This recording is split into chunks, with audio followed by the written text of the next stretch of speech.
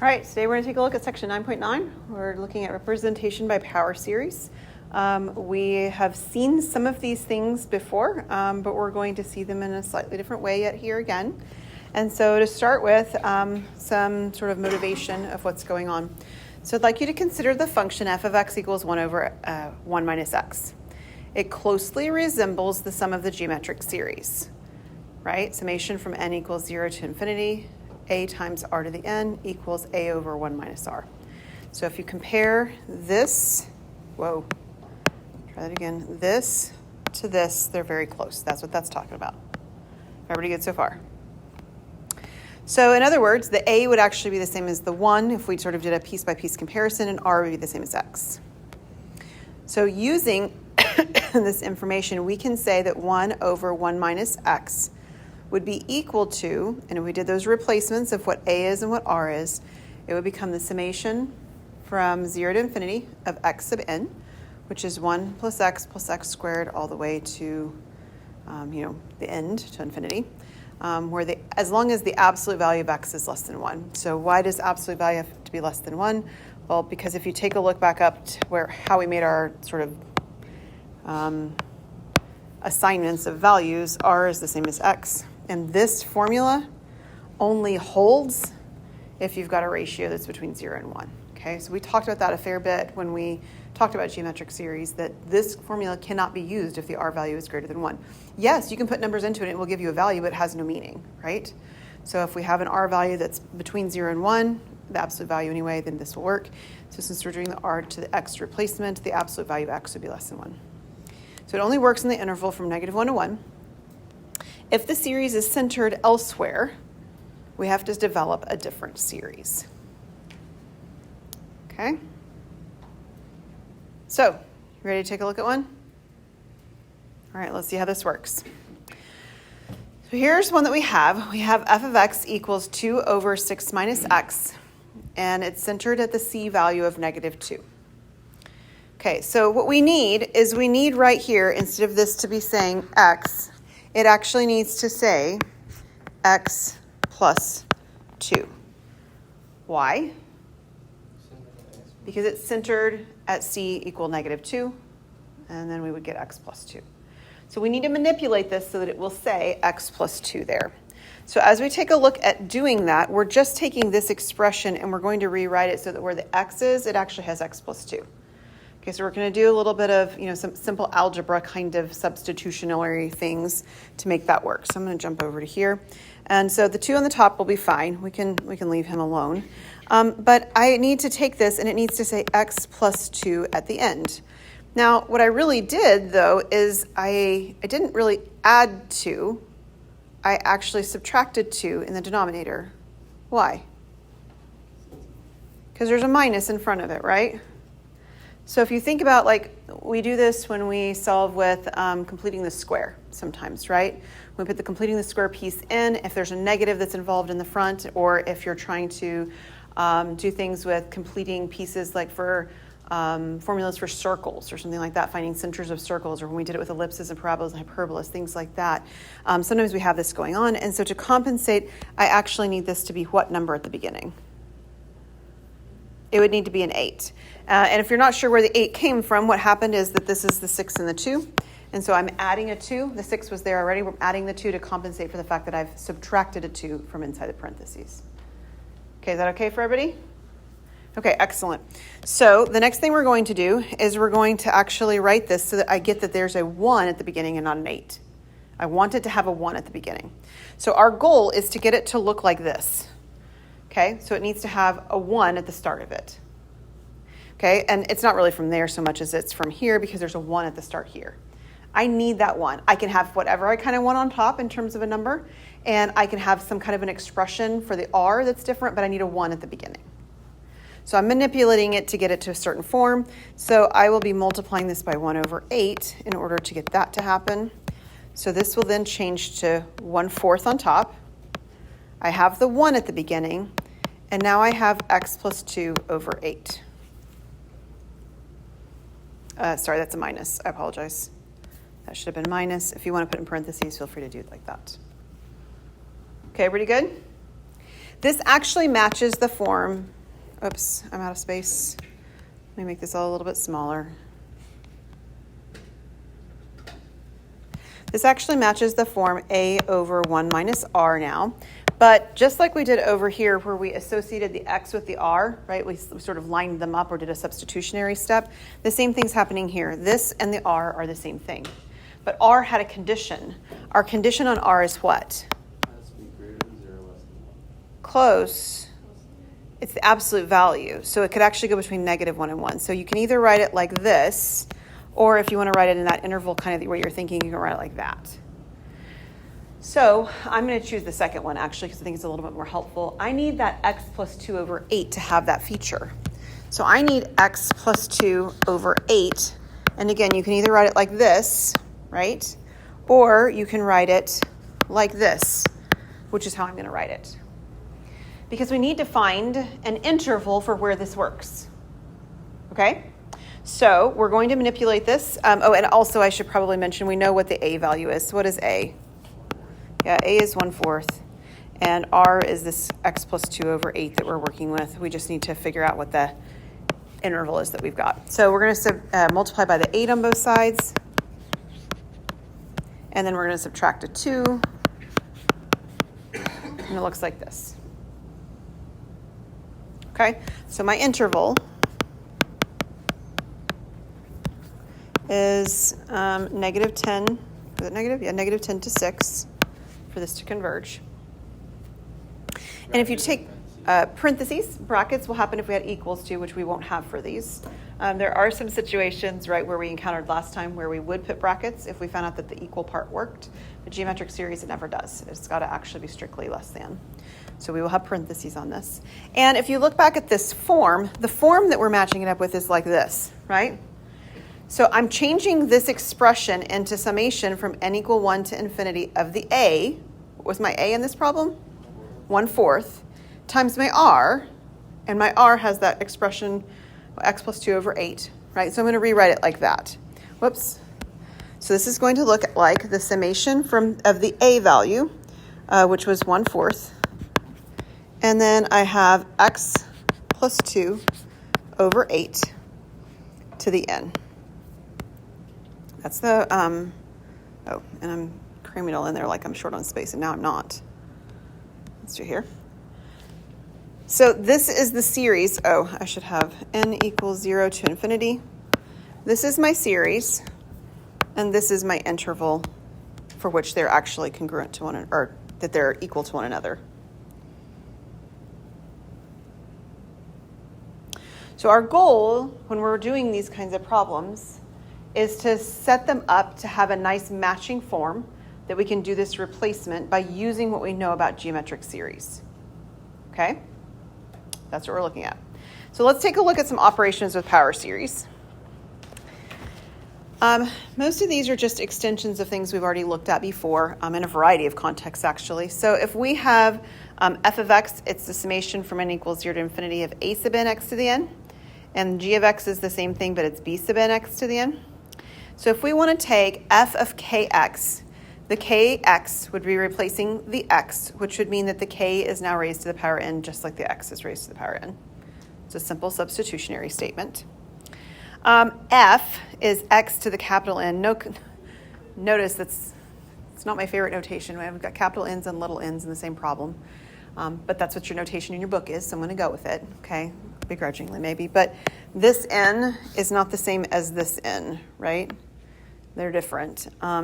It's also probably worth noting that this capital N here is operating as an actual physical number.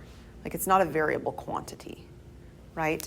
Whereas these lowercase n's are where the series is iterating every time, n equals 0 to infinity kind of business. Would it be better if it was a C then? Yeah, I think so. I think we could choose a lot better things than use the same letter but a different form of it in the same problem, but I was just sticking with what your book did. And then f of x plus g of x, again, would be adding the a sub n and the b sub n, or subtracting the a sub n and b sub n, multiplied by x sub n. Okay, so these are all happening because of limiting processes that we've seen before with summations. We saw them back in Calc 1. We've talked about them at different points here with finite series and our infinite series and so forth in Calc 3. And we're going to notice that these things can also change our interval of convergence when we combine series together. So if I have this first one here, notice on this first one, the r is the value n, right? R is whatever is being raised to the power little n, okay? So here, my absolute value of x has to be less than 1 because it's what's being raised to the power of n.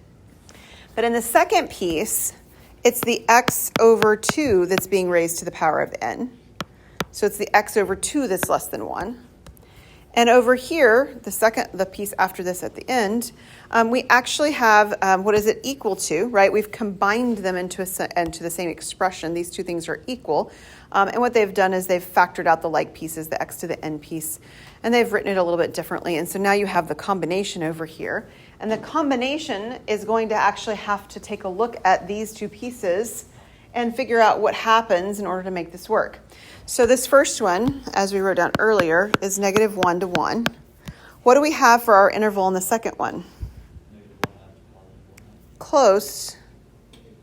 Negative 2 to positive 2. Yeah, so we would have to multiply by 2 to solve that one. So the interval for this one is going to be the most restrictive.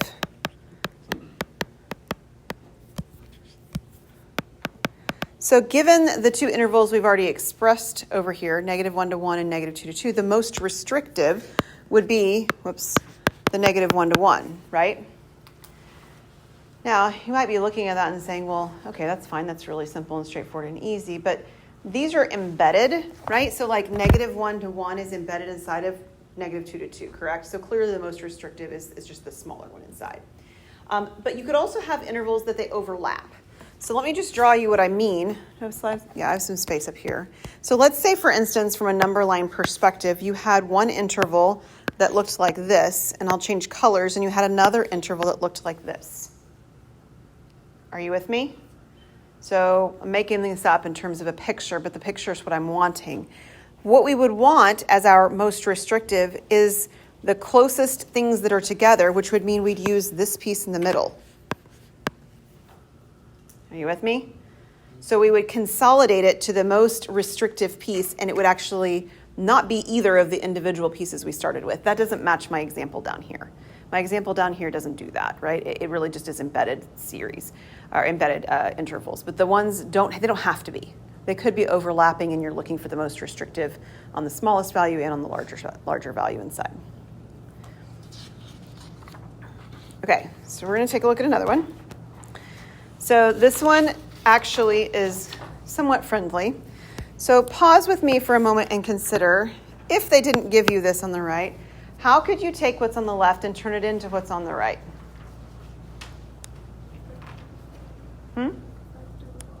Okay, you'd need to factor the bottom. That's one of the pieces you need to do. And you need partial fractions. Okay, that's a Calc 2 topic.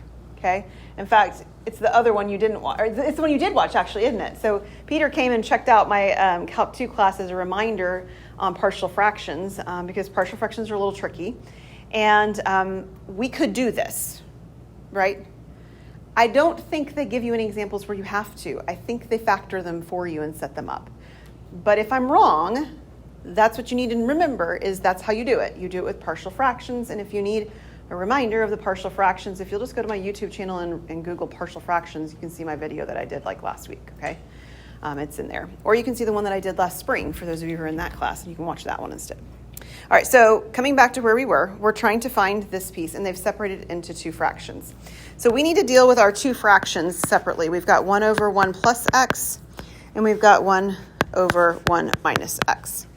And we actually did one of these already. Which of the two did we do at the very beginning?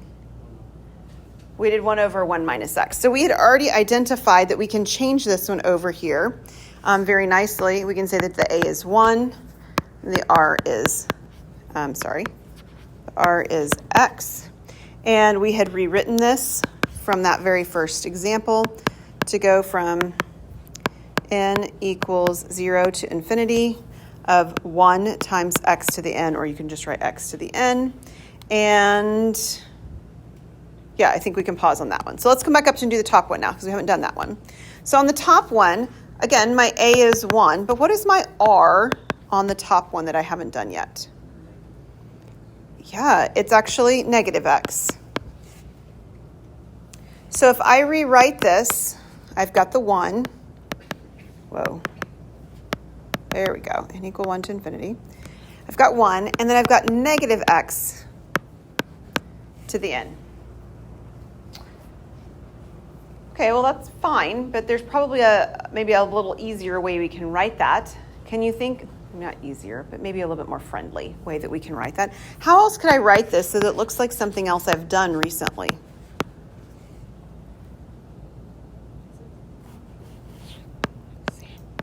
Negative 1 to the n, and then x to the n. Okay, I can do that. That's friendlier in part because this x to the n piece matches here in both of the expressions now. And I've got kind of a lot going on my screen. Let me do this. Is that because 1 raised to e power stays 1? Do you mean from down here or? No, the top one. For negative 1. Now you're able to n over it. So Negative 1. I am taking the negative 1 and I'm taking my n like this, or sorry, my x like this, Yeah. and then I'm raising it to the power n like that. Okay. And so it's a property of exponents is what it really is. And it works with positives and negatives, that's fine. And then I'm separating those two pieces, and then I'm able to actually sort of, we use this word, but we use it wrong, distribute, in that case, the n to each piece. Okay. Is that what you were asking me? Okay. All right, very good. All right, so the goal then was to find an expression for the original one, right? I mean, I'm trying to find this one right here, summation. Right? I'm trying to find an expression for this. I've broken it into two pieces. These two pieces now can be joined together with their summation. So I've got a summation from n equals 0 to infinity of x sub n. And I've got a summation from n equals 0 to infinity of negative 1 to the n, x to the n. Okay, are we good? Okay, so like we said, the x to the n part matches. So if I were to factor out, so to speak, the x to the n part when I combined these together, so what I'm doing is I'm actually going to use the property 3. I'm combining two expressions, and I'm going to add the coefficient pieces that are in front of the x to the n. So in one case, it's just a 1. And the other case, it's a negative 1, to the n, like so. Now, you may look at that and go, well, that's kind of messy, and I don't really know what that 1 plus negative 1 to the n is doing. And you wouldn't be sort of, like unreasonable to say that. It looks very, very odd. It's not something we've looked at like this before. We haven't. So I'd like for us to take a look at a few examples of what happens with our n values to see what is it that's happening in this sequence, because this isn't a very friendly form. And there is a much more friendly form way to do this, okay? So we're just going to write down a few terms. So we're going to write down n equals 0, n equal 1, n equal to 2, n equal to 3. And I don't care about the x to the n part, really, because I know what it's going to do, right? It's going to go 1, and then x squared, and x cubed, and x to the 4. I know what the x to the n part's going to do. I'm concerned about what in the world happens with this coefficient, because the coefficient part's the part that's sort of throwing things off to be looking different. So let's say what happens when we have n equal to 0. So if n is equal to 0, I don't know what this chair's doing here. If n is equal to 0, what in the world is that whole expression? Yeah, it's a 2, right? Negative 1 to the 0 would be 1. I have 1 plus 1, so I get 2. What if n is equal to 1? Yeah, it's 0, because I've got a negative 1 in the parenthesis part then, and I have plus my 1. What if n is 2? I'm back at 2. What if n is 3? I'm back at 0. So what's happening? It's not alternating. I mean, not in the sense that negative 1s and 1s, which is usually what we mean, but it does alternate. It alternates between 2s and 0s. But what's going to happen, I'll actually put them in now. So this would be x to the 0, which is 1. This would be x to the 1, which is x. This would be x squared, and then I'd have x cubed. What's going to happen to the ones that have zeros in front of them? They're not going to be there, right? They're going to multiply to 0. Like, I am not going to have these parts at all. And I didn't keep going, but if I did keep going, which powers of x am I actually going to have? Only the evens. And the coefficient is always going to be a 2. So this expression can change. The simple part of it, n equals 0 to infinity, is that there's going to be a 2 at the beginning. The other part, though, is that I need to express that the exponent will only be evens. So it's not going to be x to the n, because that would get me all of the powers, evens and odds. How do I express only getting even numbers? Okay, so I've got two things going on. What did you say, Dylan? I think we can do it simpler than that. What's that? X to the 2n is probably the most clean way to do it. Whoops. Like that. In that format, it's 0, so you make it x to the 2n plus 2. Okay, so do we want it to start at... Is there a problem with it equaling 0? I think it's okay. Because if you let n equal to 0, it's going to zero out the x to the 2n part of it still, and we're going to get the 2 in front, so I think it's going to match. I think we're okay with that. So let's see what happens. Let's just try a few of our terms then. So let's let n actually equal. Whoa. Man.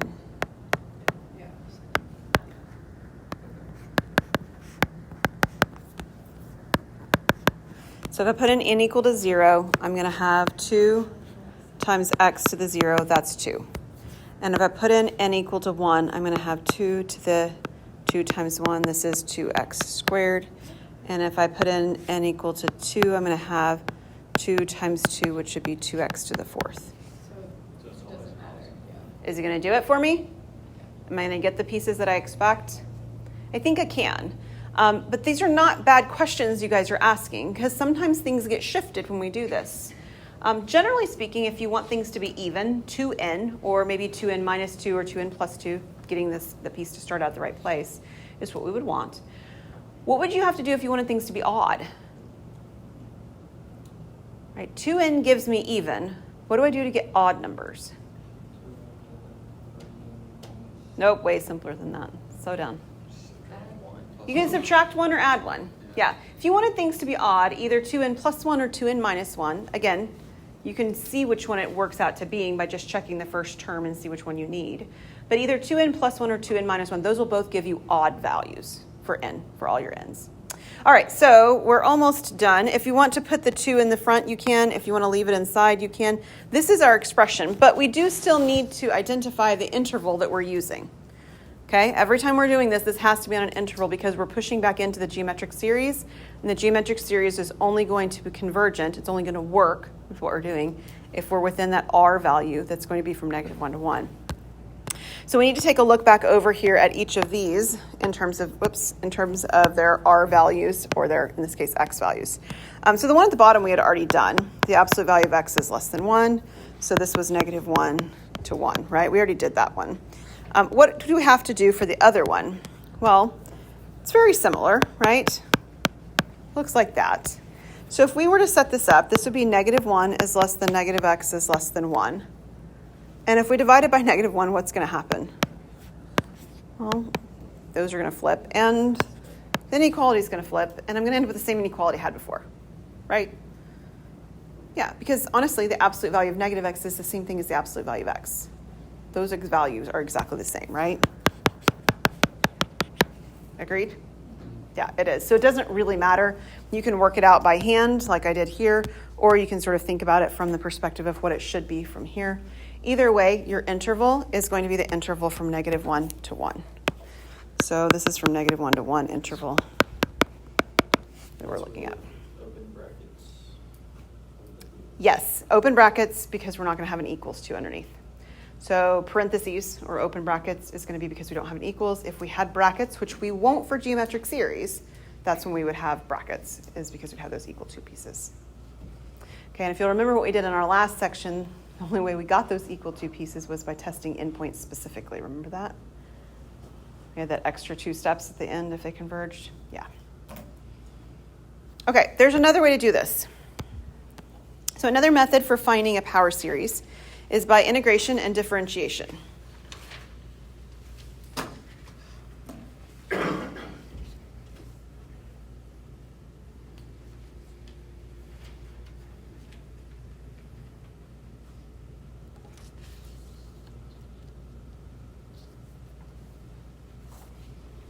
It's like, I think I have one of each. Yeah, I do. Okay, so let's take a look at one. So we're going to find a power series and find the interval of convergence. And this is how the problem starts out. Like they give us this information. So they've got 2 over x minus 1 cubed. And they tell you this is the same as the second derivative of 1 over x plus 1. Okay? That's what this is. So this piece right here is one that we've worked with. We just worked with it, right? We worked with figuring out what the expression was for this 1 over x plus 1. Up here, it's the top one, excuse me, we did the second one we did, but we did it on the top, right? This piece right here, this is the power series that we need for that. So I'm able to use that piece of information over here. This right here is the summation from n equals 0 to infinity of negative 1 to the n, x to the n. Okay, and this is above in example 2. That's where we're getting that from. So if we hadn't already done that, that's where we would start. We would start by finding the series for that. Question, Preston? I might be very confused, but isn't the second derivative of 1 over x plus 1 2 over x plus 1 cubed and not 2 over x minus 1 cubed? Okay, say what you said again. Wouldn't it be 2 over x plus 1 cubed? It says f of x equals. Oh, you mean on the left? Yeah. Well, I'm just taking that straight out of the book, so we can check it and see. Well, x is there's still plus 1. It should be minus 1. So you're saying if I took the second derivative of that, would I in fact have 1 over x plus 1 as opposed to taking the second derivative of 2 over x minus 1 cubed and taking its derivative twice?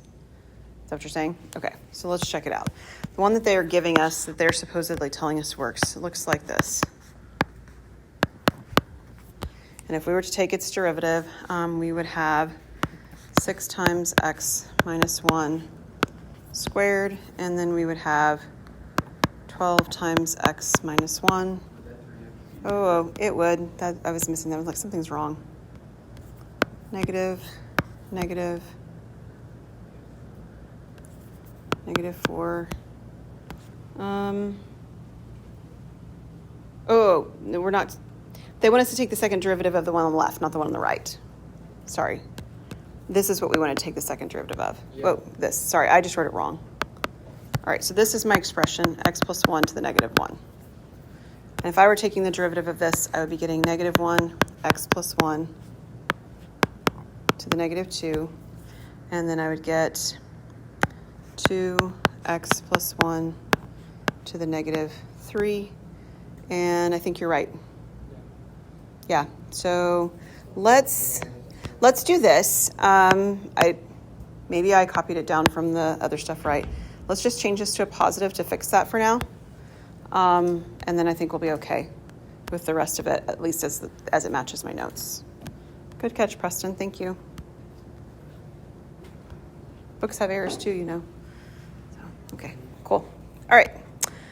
So this is the summation from n equals 0 to infinity of negative 1 to the n, x to the n.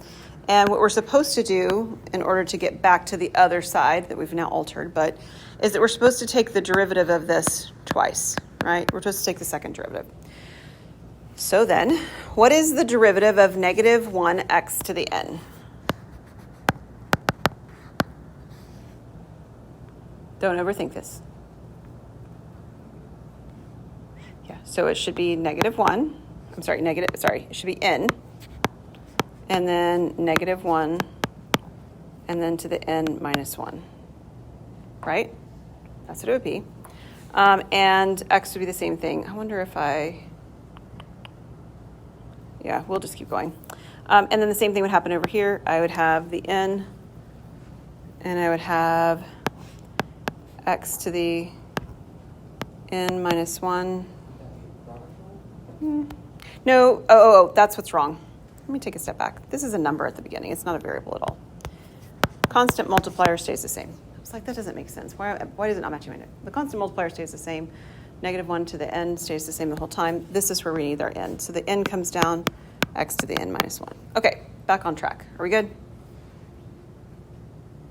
Okay, that's the first derivative.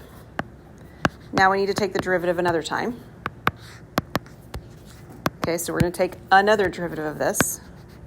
And we need to adjust this. I'm going to take these summations off for just a second. You can leave the infinity on top if you want, but that bottom number is going to have to adjust. We'll talk about it in just a second, but let's just keep working with the series part of it, okay? So we're going to have to come back and we're going to have to make an adjustment on the denominator part, or the lower limit of integration part. Okay, so the number at the beginning stays the same. The n minus 1 is going to come down, so this is n times n minus 1, and then x to the n minus 2. Okay, pretty good? Okay, so every time you take a derivative, you lose the accuracy, or you lose the first term. All right, so if I put in n equal to 0, I would get a constant. And what's the derivative of a constant? 0. I have a constant. Any constant, if I take its derivative, I get 0, which means my new lower limit of integration will start one beyond that because I zeroed out the constant. And I did this twice, so now I'm starting at n equal to 2. Oops. 2. There we go. Now, this isn't exactly what I want, though. I really want it to start at n equal to 0. Yeah? Okay, so I think somebody was in my office and we were talking about this, that in order to get it to reset to where I need it to go, I need to figure out what happens at n equal to 2. So we're going to actually do that. We're going to put n equal to 2 in and see what happens. So if I let n equal to 2, what's going to happen? Well, I'm going to have -1 to the 2, and I'm going to have 2 times 2 minus 1 times x to the 2 minus 2. This is what happens when I put in 2. Right? What do I get? Well, let's see. The first piece is a 1 now.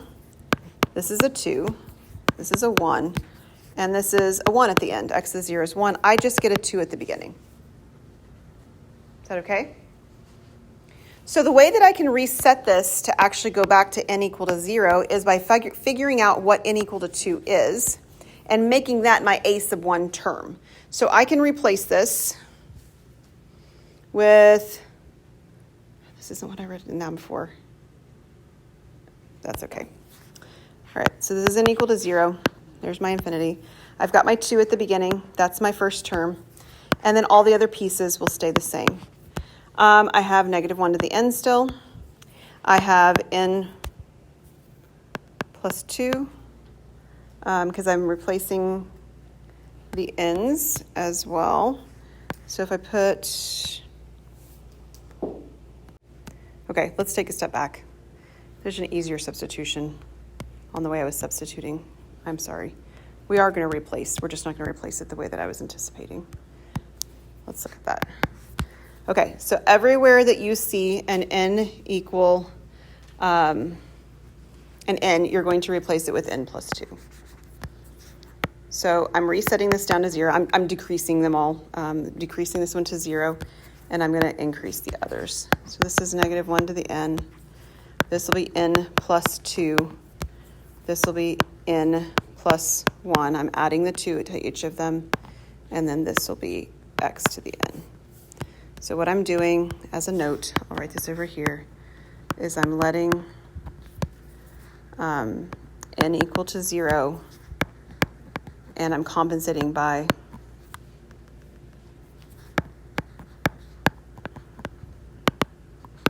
adding 2 to each value of n. You might be looking at that and saying, but you didn't do that with the n here, and that's true, I didn't, because it doesn't matter. The n right here is the exponent of the -1. If I take a -1, it's alternating, right? But if I add to the number 2 to it, it still alternates in exactly the same way because I'm adding 2 as opposed to, say, adding 1. So this n became n plus 2. The n minus 1 became n plus 1. And then n minus 1 here became n. So I'm adding 2 to all my n's because I took 2 away from the n at the bottom. So I'm doing a compensation. Interval of convergence. What is my interval of convergence? Well, it comes back up to being based on what we let this be at the beginning. What was my interval up here? Back on problem number 2. It was -1 to 1, right? So my interval down here will also be -1 to 1.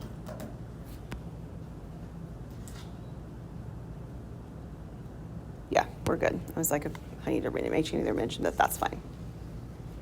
Okay, let's try with integration. I'm going to stick to my notes a little more clearly instead of going off on my own. We'll try that better this time. All right, so here we have one that's a log one. We have the natural log of x plus 1. It is the integral of 1 over x plus 1. Is that one right? I think I got that one in there right. So either me typoing or the book typoing didn't happen this time. That's good news. We already know the 1 over x plus 1. We just used it, in fact. So I'm going to write that in here again. So I'm going to have an integral here, but this is the summation from n equals 0 to infinity of -1 to the n, x to the n. And then I have a dx in the end. Okay, is that okay? All right. The constant at the beginning stays a constant when I take the antiderivative. So I don't do anything with that. What is the antiderivative of x to the n?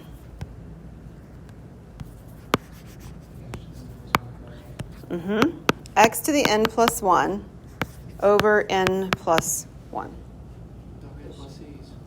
And we need a plus c. Okay. Is that everything there? Yeah, I think we're good. Oh, we need to contend with that at the end. Well, that's something else to deal with later. Okay. We need to solve for c. We're able to do that. So to solve for c. Why is there n plus 1 over? Why is there not n? Why is there not what? Like if you do the integral, you bring the exponent down and divide everything by the exponent plus 1. So we did that on the x to the n plus 1. We added the 1 and we divided by the n plus 1. Oh, okay. Is that what your question was, Adrian? Why was it not like just a regular n? That's my question. You're thinking about taking derivatives as opposed to taking antiderivatives. Oh. Derivative would bring an n down. Antiderivative makes n plus 1 go up. My bad. Yeah, that's okay. All right, to solve for c, that's our next step. So find c. We know that we have on the left-hand side the natural log of x plus 1, and it's going to equal the, not integral. It's going to equal the summation from n equals 0 to infinity of -1 to the n, x to the n plus 1. I don't know why I have parentheses there. And n plus 1, n plus c, right? These two things are equal. And so we're going to try and figure out what c is. We can find out what c is by finding any x value and making sure that the left hand and the right hand side work well. And there is an x value that's really nice to pick. Does anybody know what x value would be really nice to put into the left hand side of this? 0 would be really nice. Why would 0 be really nice? We get the natural log of 1 and we get back 0. So we're going to let, and it's just based on whatever's inside the log, what we would let this be. So we're going to let x equal 0 here because we want the log of we want the log of 1 on the left. So this will give us the natural log of 1 on the left, where 0 plus 1 is 1. And then if x is 0 on the right, summation from n equals 0 to infinity of -1 to the n over n plus 1, because x is 0, plus our c. All right, so if I have, sorry, I didn't write it in, 0 here, n plus 1, what's going to happen to all of this? It's 0, because it's being multiplied by 0, which is what x is. So in the end, that leaves us with c on the right, and we already said the natural log of 1 is 0 for the left, so our c value is 0. So what that tells us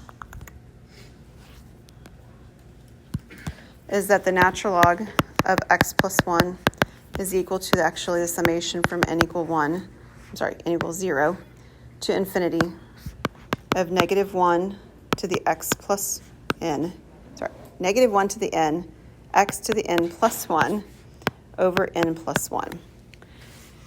The interval of convergence is a little tricky here. So our interval of convergence always starts out with it being -1 to 1, right? But when we do antiderivatives, we want to check to make sure that we didn't actually obtain the ability to equal an endpoint. Okay? We used the geometric series, so starting out with a -1 to 1 is an appropriate place to start. But there's actually a value that will work here. So if I let -1 be on the left, -1 on the left would give me natural log of 0. That's undefined, so that's not going to work, right? But if I put in the 1 on the left, it actually works just fine. So if x is equal to 1, then we have an alternating series with the limit approaching 0. So if x is equal to 1, right here in the right-hand side of this thing, right, if x is equal to 1, I shouldn't have highlighted it all. Let me just highlight underneath. If x is equal to 1 right here, this piece goes away because I'd have 1 to the n minus 1. I just have -1 to the n over n plus 1. This -1 to the n over n plus 1 is an alternating series. And it's an alternating series where the limit, if I take the absolute value because of this denominator, is going to go to 0. And that's enough in the case of an alternating series to prove that the alternating series converges. So I am able to have this x is equal to 1 on the right, which means my interval of convergence is actually going to include the 1 at the end. It can't include the -1 at the beginning because that's an undefined value for the natural log. The 1 at the end is defined, so we're okay to try it. So we look at the right-hand side to see if it will work. There's actually a caveat, and so I'm going to go back now and look at it from the other one from that perspective over here as to why we didn't have to worry about this with our derivatives. So check it out on this one. So certainly, if we take a look at the -1 or the 1 on the left-hand side of this one, it should just be fine with our 1 value, right? 1 plus 1 and then cubed, I'd be okay.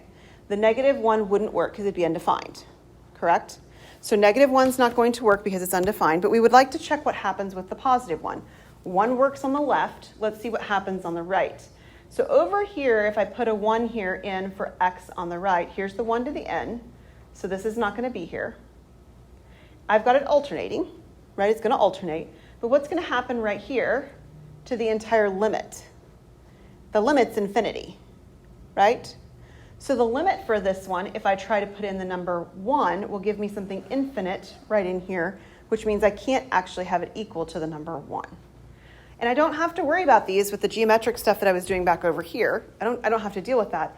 I'm having to deal with it because I'm taking integrals and derivatives. And the integrals and derivatives introduce the possibility of those endpoints potentially working. And so we want to check them and make sure if they do or don't work. First thing you can check is, are they actually values that the function can work with? And in each of these cases, one of them wasn't. On this one, once we got it fixed, -1 wouldn't work on the left, it'd be undefined. On this one, on the left, the -1 would be undefined as well. So then we look at the right-hand side, and we see what happens if it's equal to 1. Right? This is those checking the endpoint things like we did in the last section that Adrian and I were chatting about at the very beginning, right? Is that if I put the 1 in then on the right-hand side, on this one, it doesn't work. I get a limit, it's alternating series, but I get a limit going to infinity. But if I put a 1 in on this one on the right-hand side, I get an alternating series where the limit's 0, so it does converge. So my interval of convergence on this one, is the only one I had change, actually includes one of the endpoints. All right.